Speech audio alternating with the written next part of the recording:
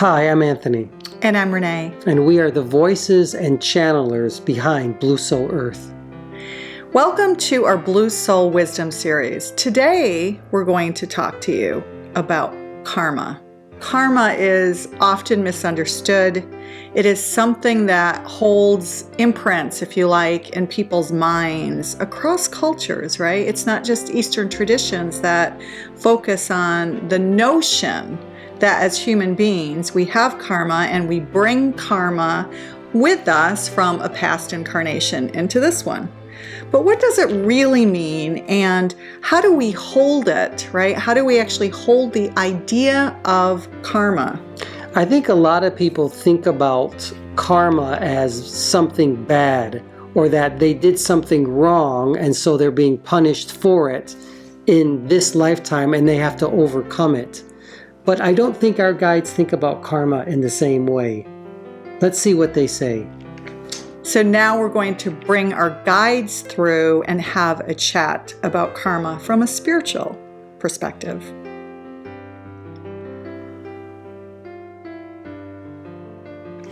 Always an honor and privilege to be in your presence, Gaia. Thank you for receiving us. We understand why we are here. Oh, thanks, guys. Thanks for coming through. And Anthony and I have been chatting about karma for the last day or so, largely because in one of our Zoom sessions and also in one of our recent classes, it's come up, and a lot of times people really have a hard time understanding it or getting their heads around it. They know and listen to the answers that you give them, but they're still kind of stuck on this notion of karma. Like, does it exist or does it not exist? Again, we're always going to tell you these things. You are perceptions of your own mind. You are perceptions of your own being. So we're going to start there. We're going to say again, too, these things to you. Many things that we say to you, you're not going to understand completely, and you may not like it. But that's okay, too. Perhaps that's your karma, isn't it? So what is karma? You have a perception that something that you have done in the past is going to follow you into this life, into this vibration, into this existence. Does it? Well, yes and no. It all depends on how you want to look at your own existence. You can look at it as sin if you want. You can look at it as you are simply having an experience and experiencing something new. Or you can look at it that you are leaves on a tree, and all of these different leaves are different aspects of who you are. But really, what is karma? Well, karma is nothing more than just different aspects of who you are in this lifetime. Do they play a part in what you do and how you react? It does, in a sense. But you are in control of it. If you feel that karma, that you are stuck here because of karma, then you are. But we tell you that you're not stuck. You can flow like the leaves on the tree do if you want. It's up to you. So flow, when you talk about the notion of flow like the leaves, or as a Qigong master does so well with manipulating energy, just kind of flows back and forth with it. Are you suggesting that the notion of karma, if we just flow with it rather than try to resist it or fear it, then we are in fact encompassing the shadows that we make up? Yes, you're encompassing, you are becoming everything that you truly are in this lifetime. You are all of the frequencies, the vibrations, you are all of the leaves, you are the shadows, and you are the light of everything that you are made up of. You don't have to fight it. You can simply flow with it if you choose. You see, even the notion of karma itself is nothing more than an experience. Maybe it's something that you desire to experience. Trying to understand what karma is from all of its different frequencies, all of its different standpoints, its perspectives. You could spend thousands of lifetimes understanding what karma is, and then you move on. We all know that whatever we put our intention on gets stronger, right? Because we're all energy and we're all energy fields.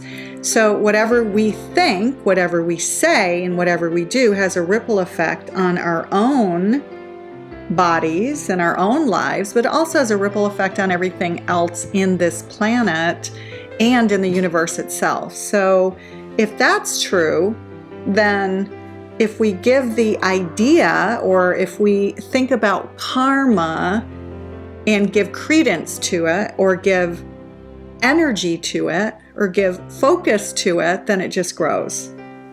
Yes, we told you this before. You are creator beings. What you give your energy to, you create.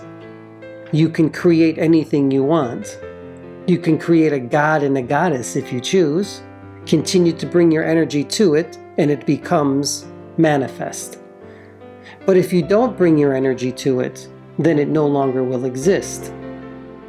Haven't your quantum physicists and scientists proved that the observer is the one that creates?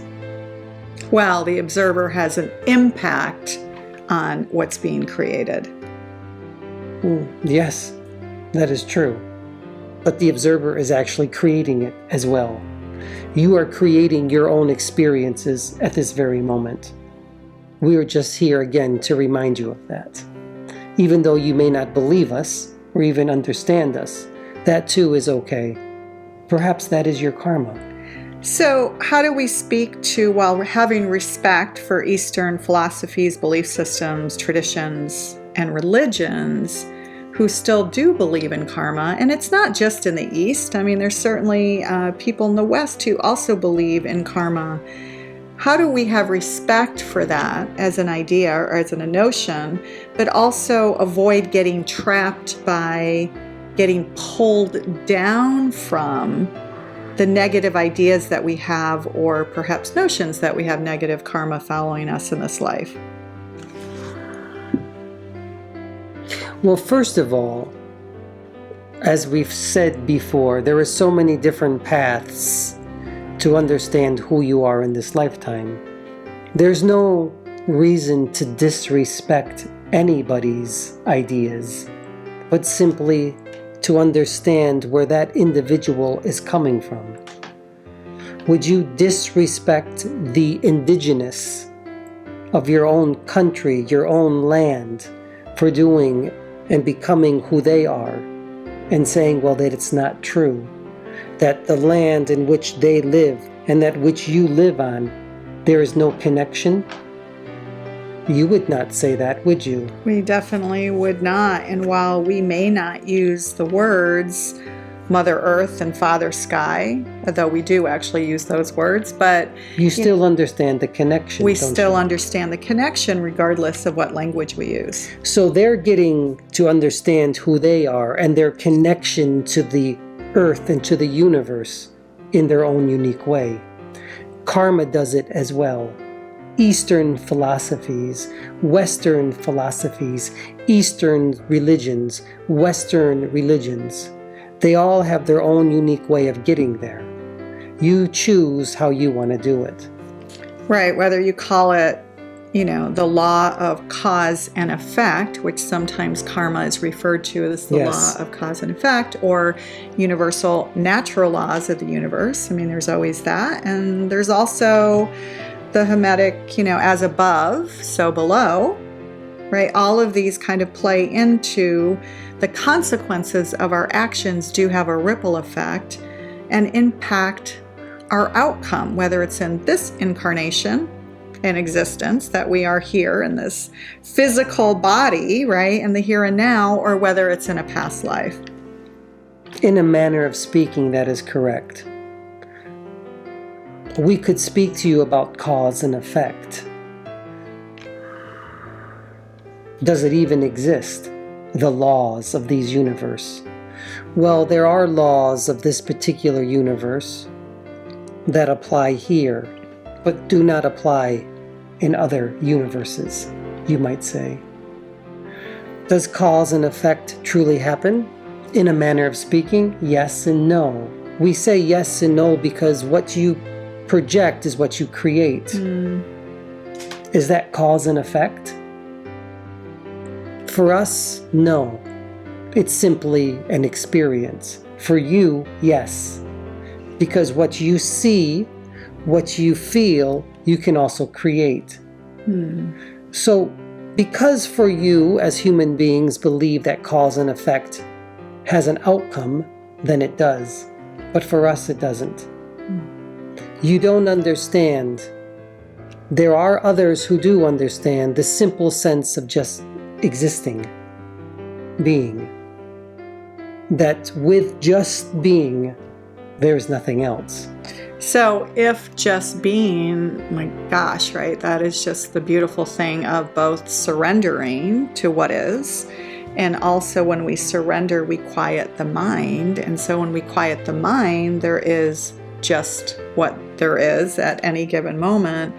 And so in that place, karma doesn't exist at all because you're not focusing on the past or the future. You're only focusing on now. So if karma doesn't exist, then what does? When you're only focusing on the now, the here, the present. What is there? I am that I am. And what is that? I am energy. I accept what I am and who I am in this present moment. And in this present moment, all that is the present moment. Perhaps it's just love. That is what we're going to focus on. Love. Let that be the present moment. Let that be the energy that you focus on all the time. And then discover all of the different nuances of love. Because there are an infinite amount of nuances. Really, in essence, that's all it is love. And when you come down to the core of who you are, the heart of who you are all love in many different nuances and essences. And forms and expressions. Yes. Well said.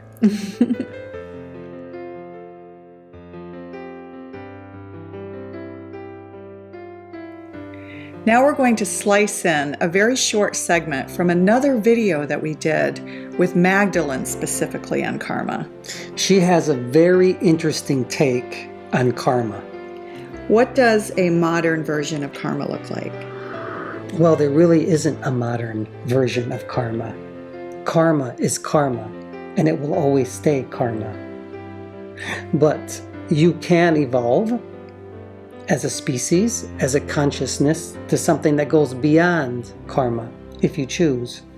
So what does karma look in the modern day? Well, I will tell you this as well. Karma is often associated with different religions. And these religions that are part and parcel to, that take part in karma, are slowly on the decline. Religions are on the decline because they become very strict. They are straight and narrow. And when you are straight and narrow, it becomes difficult to think out of the box. And you will always stay straight and narrow when you prescribe to karma. That's how you will live your life. But if you decide to think out of the box, and you decide to think in a way that is beyond karma, or beyond some of the other religious concepts, then you must start to understand who you are in this lifetime. You are not karma. You are not sin. You do not have to pray 5 times a day, facing a certain position. You see, you truly are a connection to God or source energy. You are truly connected to everything on this planet, even to each other. That's who you truly are. Once you understand that, and you're getting there little by little, you will understand that these concepts that keep you in your little straight, narrow lines are no longer useful.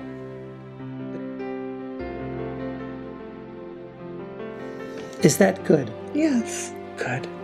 It's always an honor and privilege to be in your presence, Gaia, And it's always an honor and privilege to be in the presence of very high light beings who are watching these videos.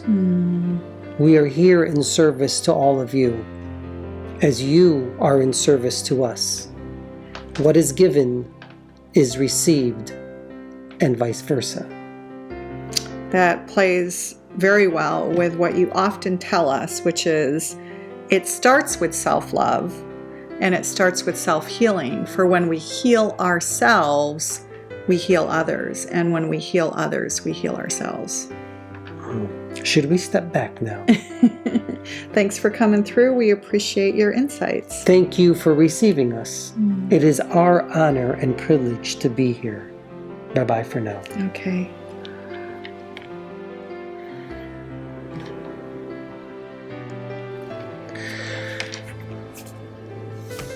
Disconnecting or taking a step back from Anthony's auric field and bringing Anthony back to the here and now. Yeah, that's what they do. They're really amazing. They're trying to show us that we're no different than they are, and we all have this ability to stay in the present moment. Right. And that we are all interconnected. Yes. Thank you for joining us. We look forward to seeing you again. Thanks for being here and have a great day. Bye-bye now.